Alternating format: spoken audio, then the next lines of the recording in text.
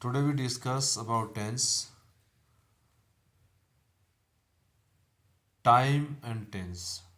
Time action relation is called tense. समय और गतिविधि के संबंध को हम टेंस कहते हैं। मतलब कौन से टाइम में कौन सी गतिविधि हो रही है और किस कंडीशन में है,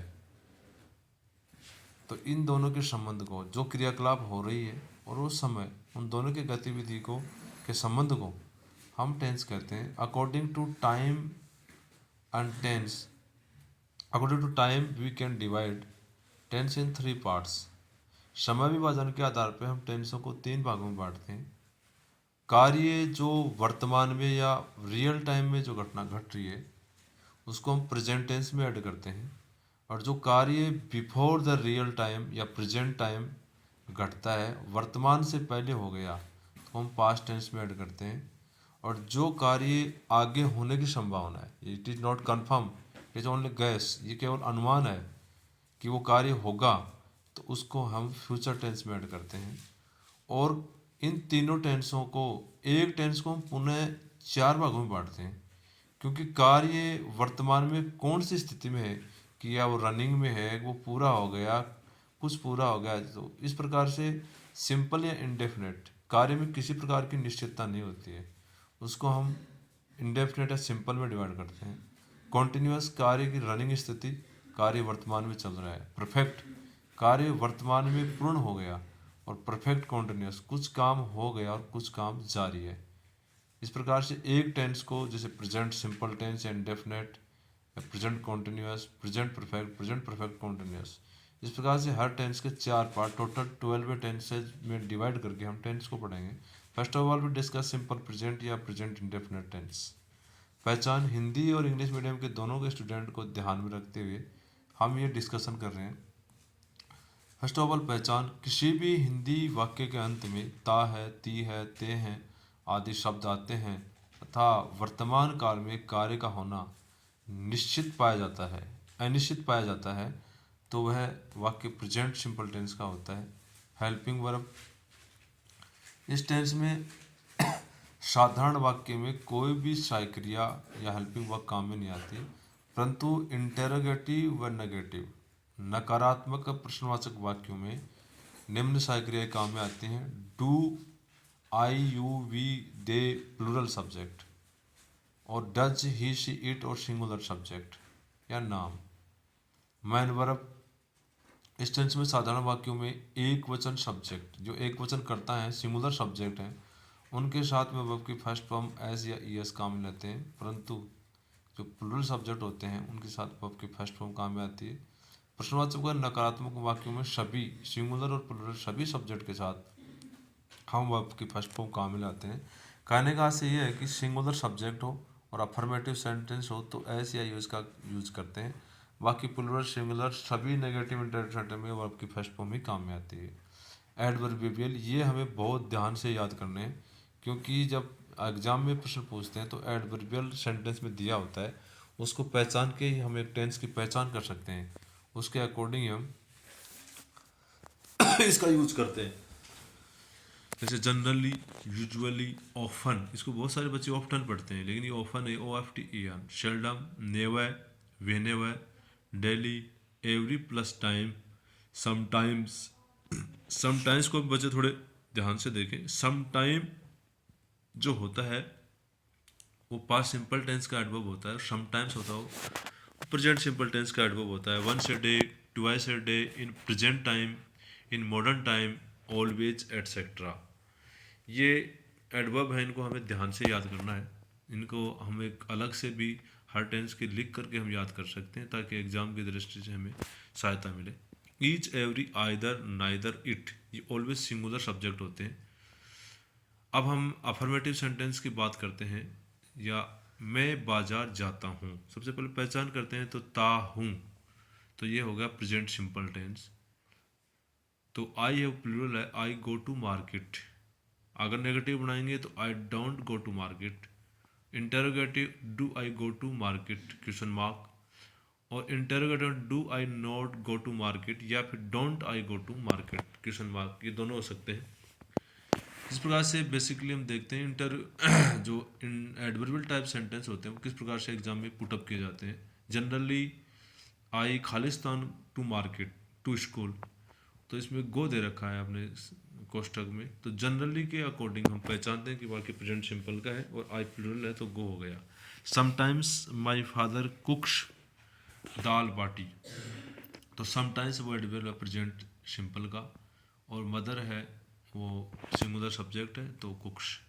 नेहा खाना पकाती है तो नेहा कुक्स फूड, नेगेटिव बनाए तो नेहा डजंट कुक फूड, और इंटरवेटर डज नेहा कुक फूड और डजंट नेहा कुक फूड।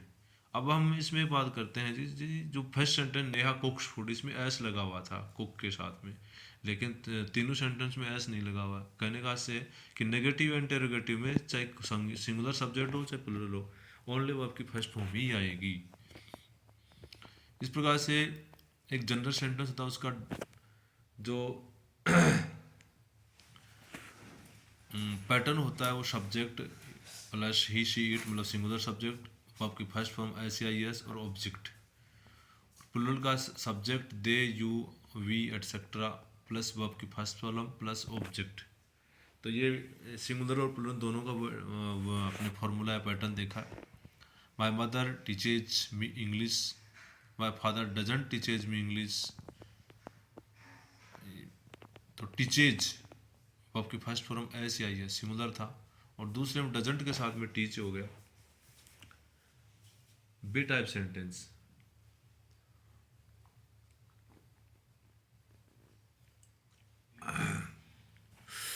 वैसे जनरली बी जो होती है बी के दो प्रेजेंट में और दो पास्ट में और तीन प्रेजेंट में, टोटल 5 ही रूप होते हैं। लेकिन समझने की दृष्टि से और छोटे बच्चों के हिसाब से हम समझने के लिए हमने फ्यूचर के विल बी और शैल बी को भी फ्यूचर बी टू टाइप में शामिल कर दिया है।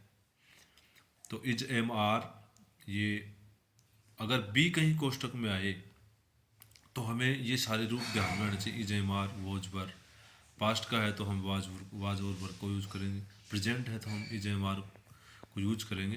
Pattern subject is am are plus subject complement, subject complement. अब बात आती है व्हाट इज सब्जेक्ट कॉम्प्लीमेंट, कि सब्जेक्ट कॉम्प्लीमेंट क्या होता है और ऑब्जेक्ट कॉम्प्लीमेंट क्या होता है।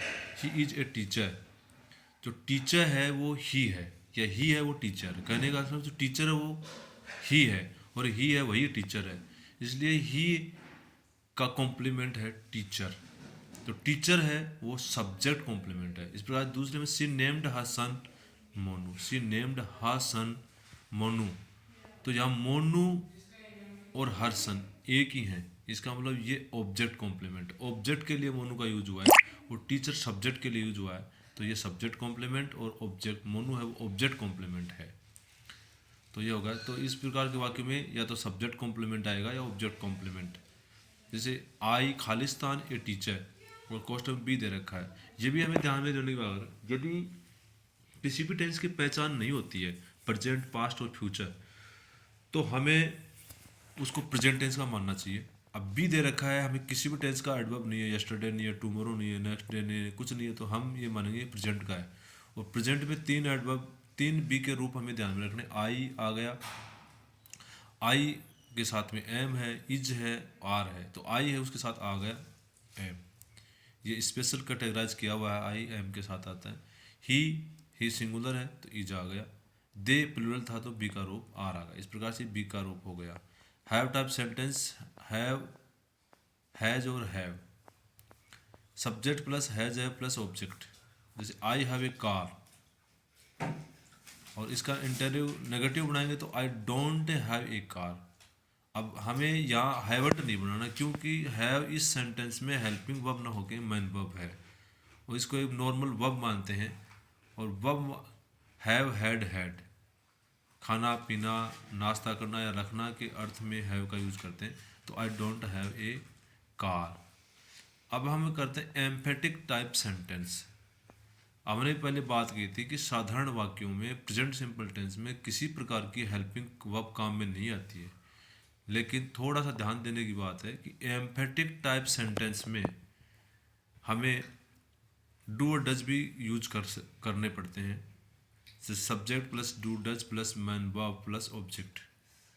जैसे राम विद्यालय जाता है, it is normal affirmative sentence of present simple tense. Ram goes to school.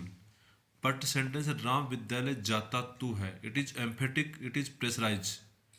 तो Ram goes to school, Ram विद्यालय जाता तो है, तो यहाँ पे डज का यूज हुआ है। इट इज़ नॉट रॉन्ग, ये गलत नहीं है, ये एक सही है, लेकिन ये एम्फेटिक टाइप सेंटेंस है, इसलिए थोड़ा सा ध्यान देना है। यदि किसी बात, इसके अलावा यूनिवर्सल ट्रुथ, सार्वभौमिक सत्य का भाव हो तो हमेशा सिंपल प्रेजेंट टेंस का ही यूज करेंगे। जैसे सन खालिस्तान इन द ईस्ट, तो sun rises in the east. सूर्य है वो पूर्व में उदय होता है, होता था, होगा। तो यूनिवर्सल ट्रुथ का हमेशा प्रेजेंट सिंपल टेंस यूज करेंगे। हैबिचुअल एक्शन, आतंकारी, माई मदर खालिस्तान टी, तो my mother takes tea. Permanent truth जो हमेशा सत्य रहता है, टू एंड टू। अब इस प्रकार दो वाक्य हैं, अगर इसमें क्वेश्चन में बी दे रखा तो हमें इज करना है, सिमिलर यूज होता है। और अगर यदि कोई वर्ब दे रखे जिसमें मेक दे रखे है तो हमें मेक करना है, two and two make four. There type sentence, in there type sentence we there type we have no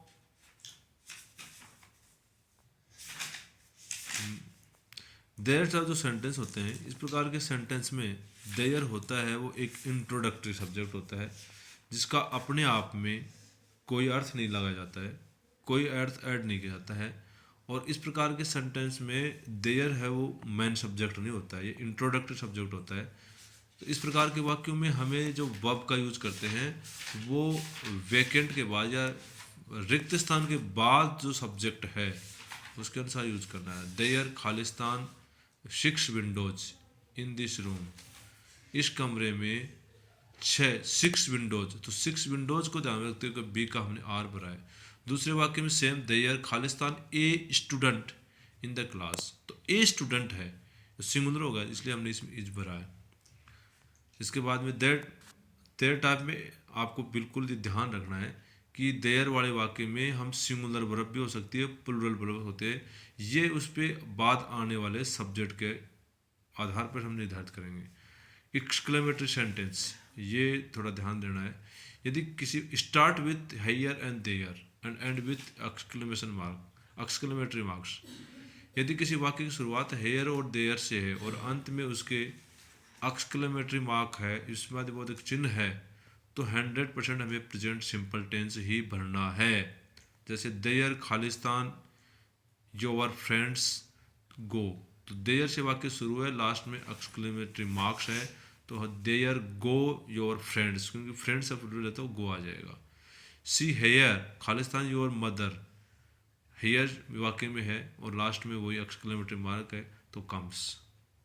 scientific facts, वैज्ञानिक तथ्य, water boils at 100 degree centigrade, पानी है वो 100 डिग्री पे उबलता है, तो ये वैज्ञानिक तथ्य है तो प्रेजेंट सिंपल टेंस ही आएगा। Water freezes at 0 degree centigrade, 0 degree पे जमता है, ये भी साइंटिफिक है तो इसमें प्रेजेंट सिंपल ही आएगा। प्रोवर्ब्स या एग्जाम्पल्स को उदाहरण होते हैं, उदाहरण होते हैं, जैसे मैन इज मॉर्टल, बी का रूप इज आ गया। The Gita says that soul is immortal, तो बी का रूप इज प्रेजेंट सिंपल। इस प्रकार निश्चित समय सारणी, our office functions from 10 to 5 PM, मतलब एक निश्चित है कि जिस प्रकार से स्कूल्स है वो 10 से 4 चलती है, ऑफिस का टाइम 10 से 5 है, तो एक निश्चित समय सारणी के लिए हमें प्रेजेंट सिंपल टेंस का यूज़ करना। कुछ फ्यूचर प्लानिंग होती है जो देखने में भी फ्यूचर का वाक्य लगता है, जैसे और PM Khalistan tomorrow on CISF established day, सियासत के स्थापना दिवस पे कल प्रधानमंत्री जी आने वाले हैं, तो ये एक फ्यूचर प्लानिंग है इसलिए कम्स आ गया। और CM comes next day Sirohi for meeting, meeting के लिए वो सिरोही आ रहे हैं, तो इसमें ये एक फ्यूचर प्लानिंग है तो कम्स। एडवर्बियल टाइप सेंटेंस, जैसे आई खालिस्तान मॉर्निंग वॉक डेली, तो डेली इसमें एक एडवर्बियल टाइप एडवर्ब है, तो उसको देख के हमने पहचाना कि ये प्रेजेंट सिंपल टेंस है तो आई प्लूरल था, हमने गो भर दिया। दूसरे में ही often Khalistan home on Sunday, तो इसमें ऑफन है, ऑफन के अनुसार से हमने ही सिंगुलर था तो गोज। हमने पहले इसमें बात की थी कि एस या ई एस का यूज़ करेंगे, तो मुख्य तौर पे हम एस या ई एस का यूज़ कहाँ करेंगे? यदि किसी वर्ब के अंत में s s c h o अक्ष डबल एस और जेड ये हैं तो हम ई एस का प्रयोग करेंगे, बाकी हम एस का यूज़ करेंगे। जैसे क्लोथ्स, जिसमें दोनों क्लोथ्स है, जो कपड़े सिले हुए हैं वो ई एस लगता है, जो कपड़े का थान उसको हम क्लोथ्स कहते हैं। इसके अलावा जैसे गो है, ओ आ गया तो गोज कर सकते हैं हम। वास है, वासेज होगा। इस प्रकार से जिन वर्ब के अंत में s s c h o अक्ष डबल एक्स जेड ये आएंगे तो ई एस करेंगे, बाकी हम एस करेंगे। और ये हमने पहले डिस्कस कर लिया था कि फिश और फिशेज दोनों प्लूरल हैं। फिश होती है वो एक ही जाति की मछलियाँ, और फिशेज हैं वो बहुत सी जातियों की हैं। Each, every, either, neither, it ये ऑलवेज सिंगुलर है। इस प्रकार से हमने आज प्रेजेंट सिंपल टेंस को पूरा किया। नेक्स्ट क्लास में हम प्रेजेंट कॉन्टिन्यूअस टेंस के बारे में डिस्कस करेंगे। धन्यवाद।